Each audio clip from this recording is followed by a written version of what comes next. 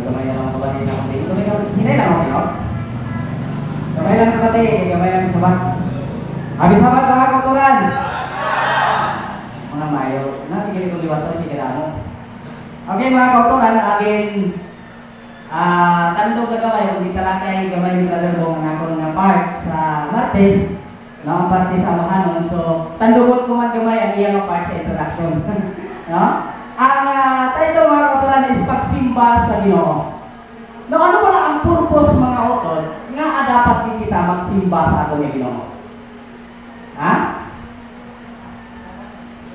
So, kada isa sa aton, posible may ara nga mga iya kaugalingon nga ideya nga dapat kita magsimba sa Ginoo.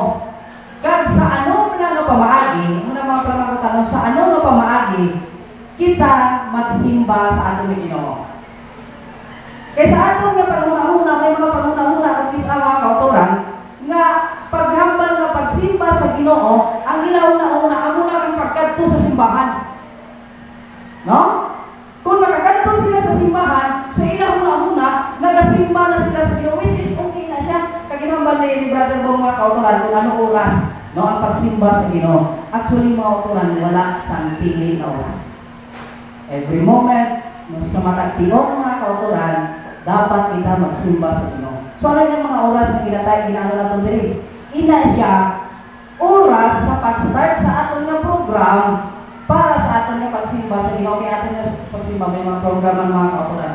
Pero dali, ginapakita sa aton, ang mga pamaagi nga ginhimo sa panahon ni Isra kag ni Himaya sa pamaagi nga ila nga pagsimba sa Ginoo. No, ang ina mga kauturan, ang nakita naton dire nga mga punto nga kung sa diin sa tapos na nahimo ang pader kag ang Jerusalem ang Jerusalem amen. No, dito sa Israel mga kauturan, wala iti lagi kalipatan nga ididikar ang yadto nga templo. Kag sa tapos niya nga ididikar, naghatag sila sino? Pagsimba sa Ginoo. Kag may mga programa. So dugtong mo naton nga ang pagsimba sa iglesia o sa templo mga kauturan nagaginahanglan din sa program. May aragin nga programa. Hindi nga kung ano lang, no? Ang punto rin mga kauturan nga sa pagsimba sa Ginoo hindi lang sa kung pinalapatay ng pala ng programa o kung sa bisan ano lang, may aragin ano na plastar nga mga programa mga kauturan nga which is ang tumong sa sina nga programa, ang tumong sa sina nga pagsimba mga kauturan para sa pagdayaw at pagpasalamat sa Ginoo. Amo ina mga kauturan, ang isa sa mga tumong nga dapat naton ang hibaluan no sa tumiyaw sa aton direksyon sa aton ni pagsimba. No sa Lunes naton nga topic, no ginasugid naton diri ang parte sa pagpanimlo. Sa mabaw lang pag-intindi, daw sa aton daw normal lang, siyempre kita magpanindaw yung mga kauturan. But then may duha ko diri ka punto mga autor nga nakita sa atong election diri sa Lunes. Ang duha ka klase sa pagtinlo una, ang pagtinlo sa templo, sa literal na templo, which is ang sa aton sa karon ginatawag nato nga ang iglesia. Kag ang ikaduha mga kauturan, ang pagpaninlo o ang pagtinlo sa spiritual na templo, which is nag-represent sa ating nakalat, sa ating nga kabuhi mga kauturan. Now, silindre sa Nehemiah chapter 12 verse 30, silindre, kag ang mga saserdote, kag ang mga Levinon, nagpaninlo sa ilang kaugalingon, kag gintinloan nila ang katawan, kag ang mga gawang, kag ang uta. So, ang ilang gintinloan mga kauturan, sa nalitigar na nila, gintinloan nila ang gawang, gintinloan nila ang mga uta. Nagapay-sindi ni mga kauturan sa aton, nga sa aton nga pagsimba, kabahin sa aton nga pagsimba mga kauturan, ang pag-alaga, kag ang pagmintinar sa kaayuhan, kag sa kalimpyo sa aton nga iglesia. Hindi lang sa pagmuna-una nga makasulod lang kita sa simbahan, makapamatik kita sa wali mga kauturan, simba na. So kabahin sa aton nga pagsimba, ang pagmintinar sa kadidlo sa aton nga iglesia. Isa ila ka punto. Ikaduha nga punto nga ako nakita mga autor, ang pagtinlo sa aton nga kaugalingon. No, sa unang 1 City kag 9, ini mga kautoran, before na mabasahan ini nga teksto, ini mga kautoran, ang pagtindog sa templo, kita amo ang may bahid. Kita amo dapat mag-perform, maghimo sini mga kautoran sa pagtindog sini. Pero sa pagtindog sa aton nga kaugalingon, hindi kita ang mag-perform. Hindi kita ang maghimo sini mga kautoran. Siling diri sa unang Juan kapitulo 1 City kag 9, apang kung nagalakat kita sa kapawa, sumo nga siya yara sa kapawa, may paghiambitay kita, kag ang dugo ni Jesus nga iya anak nagatindog sa aton tanan nga sala. So sa pagtindog sa aton mga kauturan nga kalag, sa aton mga sala mga kauturan, hindi kita ang dapat na mag-perform sini. Ang dugo ni Jesus sining teksto mga kauturan, amo ang magatindog sa aton mga sala. Sa anong kondisyon? Kung kita nagalakad sa kapawa. Kung kita yara sa kapawa mga kauturan, ang hambal sa Ginoo, ang dugo ni Jesus magatindog sa aton mga sala. Ipaano kung nakakita sa Tagalog? Ari ang sabat mga kautoran. Sa panayang pagbasa siling Edre, kung magsiling kita nga wala kita sing sala, ang hambal mo, kung isa, ini nga termino ginagamit mo, ay wala ko na yan abot niya, wala ko yung sala yung sinanya. Di ba? Nung nga mo na mga kautoran, pero ina physical or sa aton nga espirituhan ng mga kautoran, siling Edre, kung magsiling kita nga wala kita sing sala, ginadayaan ta aton kaugalingon, kag ang kamatuturan wala sa aton. Sa termino pa lang, sa paghambal pa lang nimo mga kautoran nga wala ikaw sing sala, butigon ka na. Amo na ang punto mga kautoran. Supot sa balon, kung ikaw naghambal nga wala sing sala, may sala ka na, kaya nagbutik ikaw mga kautoran. Pero ano yung solusyon mga kautoran? Nga the best na ginhatag na solusyon sa Ginoo sa aton, agod nga matinuan ang aton nga mga sala. Verse 9, kung ituad ta ang aton mga sala, ikaw pisal mga kautoran sa Ginoo ha? Kasi makatulong mo sa ibang lugar dito mo matuad sa Ginoo. Matutong kag matarong siya, kag magapatawad sa aton mga sala, kag magatinlo sa aton sa tanan nga pagkadit matawad. Katahog sa gihatag ng mensahe sa Biblia, magatinlo sa aton sa tanan. Why sa bilin mga kautoran, basta tanan ubos gina. Ang solusyon kung ituad ta. Amo lang na mga kautoran, si Kristo among magatinlo sa tanan naton nga mga sala nga aton ituad sa Ginoo.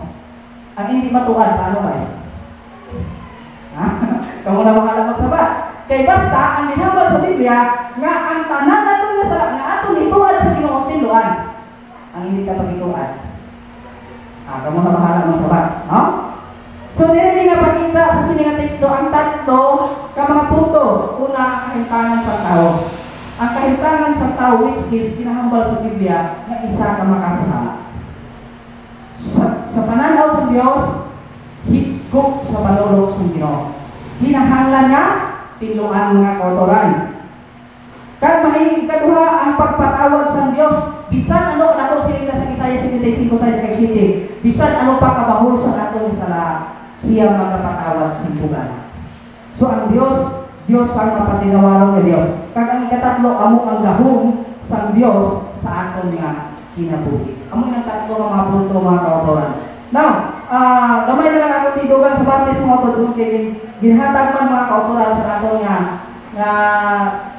naghatag sa introduction gitalakay nga gamay mga kautoran. Ang parte sa duha ka mga dalagko nga manug-amba sa pagpasalamat. So sa time nila sa natapos nila mga kautoran nalitikal, kag sa time sa nila pagsimba, si Nehemiah kag si Esdras nagtungkod sa isa sa duha ka choir. Ang isa mga kautoran ginpangunahan ni Esdras, ang isa ginpangunahan ni Nehemiah. So isa katahong mga kautoran, just try to imagine mga kautoran, sa isa ka iglesia may duha ka choir. Pero may iglesia naglabot man tatlo, apat, lima ka choir, no? Dali kayong problema kung magdamo ng choir, nagapay sana na.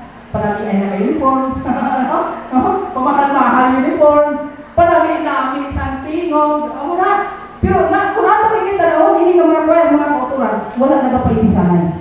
Isa lang ang ilang tumong, isa lang ang sintro sa ilang paghimo sa sininga programa o sa sininga choir. Amo namadayaw ang Ginoo at mapasalamat siya. Now, ang pamangkot diri nga ang musika isa ka importante nga bahin sa sini nga selebrasyon. Amo na kapalit brother mo kanina. Ano ang sitwasyon sa simbahan o sa inyong pagpanimbaho kung wala dito ng kanta-kanta? Just try to imagine mga autor, maulit ka mo sa balay, ay, kanta-kanta. Simba ka mo rin wala ng kanta-kanta. Pag abot sa balay, dito na makanta. Anong katahon? Pusong bato. Kaya mga kautoran, ini mga kautoran, ang isa ka punto dre, ini kabahin sa ilang pagsibakon sa atong pagsimba.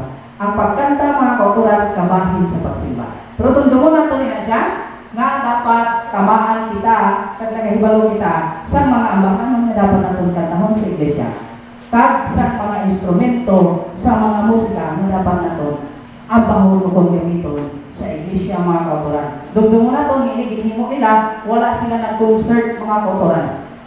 No? Ang tunato tanong dre, ang ilang teksto dre, ang istorya, ang ining duha ka choir nagsugod sa pagkanta sa isa ka lugar mga kautoran.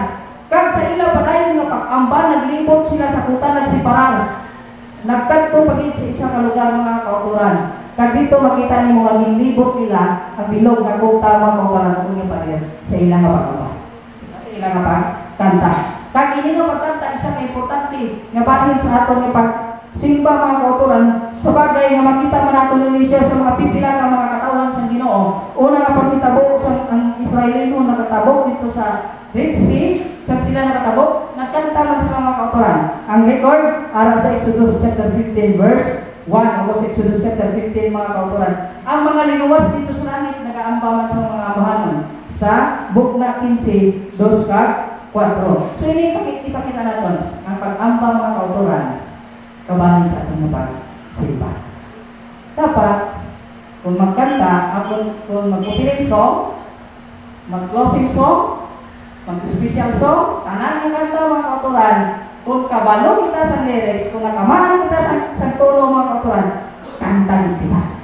Kanta ganito ngayon ba? Kung mayahan mayahan din, no?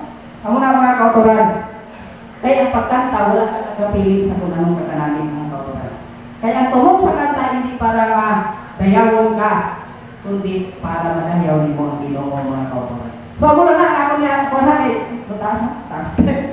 No, namiya ko dito kung basta mo kumpisa ng mga auto. So ihatag ko sa paghatag sa aton nga nabilin nga mga leksyon mga kautoran.